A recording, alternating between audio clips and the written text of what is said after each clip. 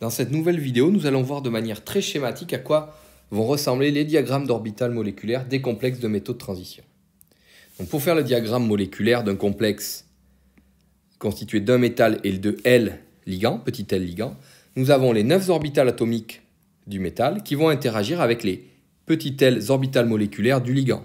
Je rappelle ici que chaque ligand apporte ou interagit avec le métal au travers d'une OM. Par conséquent, l'ensemble des ligands, le système des ligands est constitué de petits l orbitales moléculaires. L'interaction entre les L orbitales moléculaires du ligand et les 9 OA du métal va conduire à L orbitales moléculaires liantes métal-ligand, L orbitales moléculaires antiliantes métal-ligand et 9 L orbitales moléculaires non liantes. Les orbitales moléculaires liantes, ici, puisqu'elles sont plus proches en énergie des OM des ligands, sont principalement développées sur les orbitales des ligands. Donc cela signifie que dans les combinaisons linéaires que l'on va avoir pour ces orbitales moléculaires liantes, les plus gros coefficients seront portés par le ligand, par les OM du ligand. Au contraire, les orbitales moléculaires antiliantes sont bien plus proches en énergie des OA du métal.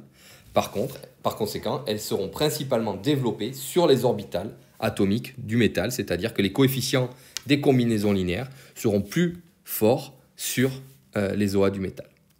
Enfin, les OM non liantes sont des P qui sont purs ou très fortement portés par le métal. Les électrons métalliques, que nous avons définis dans les vidéos précédentes, occuperont ces 9 L orbitales moléculaires non liantes.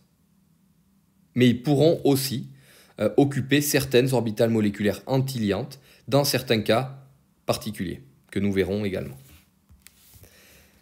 On voit ici que la règle des 18 électrons est vérifiée lorsque les OM liantes et les OM non liantes sont toutes doublement occupées, puisque l'ensemble des OM liantes plus les non liantes, il y a 9 OM. Si vous les occupez doublement toutes, vous avez 18 électrons.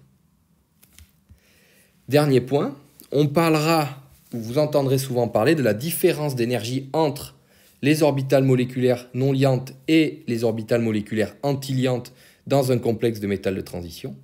Cette différence d'énergie est notée delta indice 0 et caractérise la force de l'interaction métal-ligand. Lorsque delta 0 est grand, on parlera d'un complexe à champ fort, et lorsque delta 0 est faible, on parlera d'un complexe à champ faible.